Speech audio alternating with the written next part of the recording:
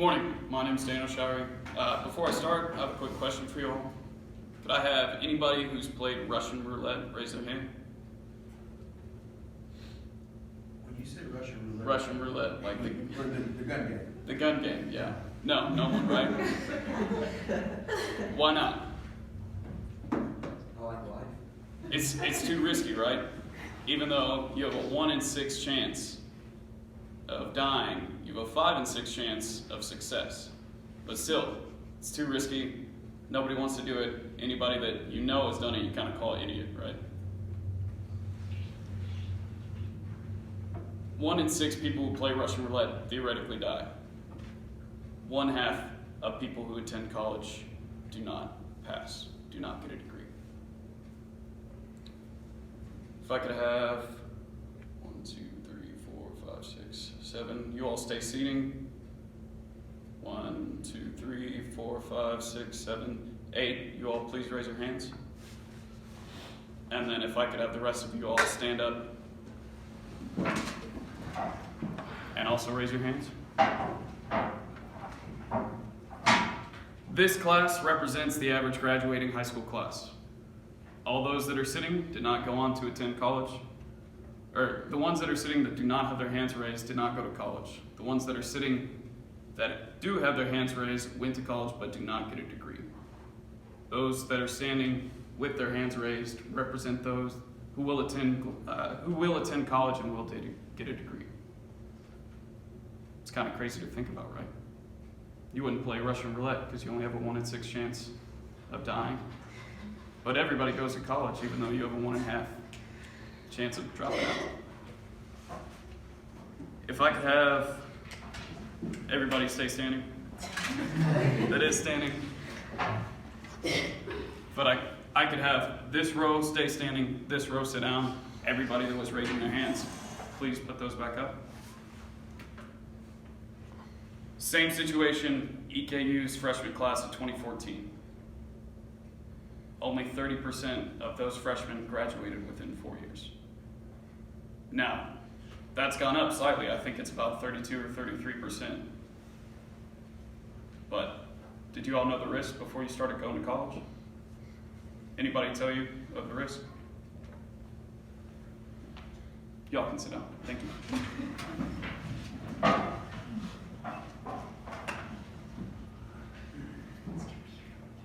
Computer one. It's working. Oh. College is a waste of time and money. It's kind of a glaring reach out at you title, but it's meant to get your attention. Approximately half of all higher education students will not finish or obtain their degree. Mental health issues are roughly 2 times more prevalent in college students than normal people. Debt from student loans lasts for an average of 15 to 18 years. I know a lot of adults that have been out of college for over a decade and are still paying on college loans. According to EKU, the average cost of in-state tuition for a semester of undergraduate education at EKU is $11,662. That's $93,296 for a 4-year degree without any assistance. But these fees are based on 12-hour classes and do not include specific courses or parking fees, which we all know are more expensive than they should be. Why is college so popular? College is seen as the gateway to a better education. Better education, higher paying job. Who all's been told that if they don't go to college, they won't get a good job?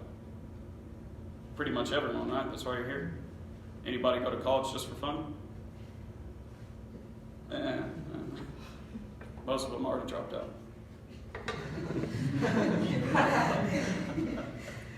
So who all was told to go to college? Pretty much everyone, right? Who told them?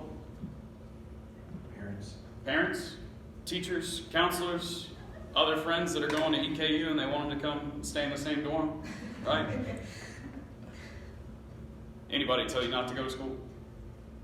Anybody tell you look at different degree paths that don't need higher education? Why do we have such high dropout rates in college? People are indecisive. The average college student changes their degree 3 times. I know I've changed mine twice. Luckily, I did it in the beginning, and not some people. I have some people in my observations for the college of education that they've already changed their degree, but they're locked into that class, so they have to pass it. They have to continue going to model, continue doing their observations, just so they can keep their GPA up, so they can get scholarships for next semester, even though that's not what they want to do and they would rather drop out. Who feels overwhelmed? Pretty much everyone, right?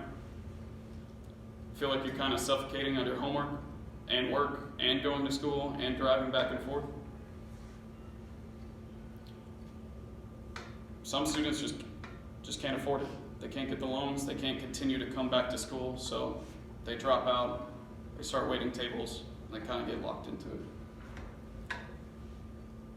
Some people just lose faith in either themselves or the university itself.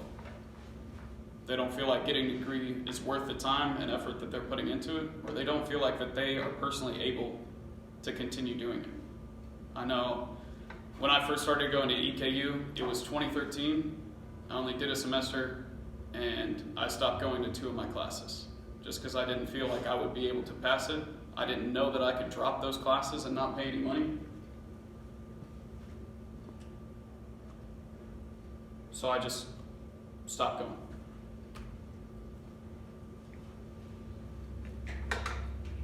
I have a couple theories for possible solutions.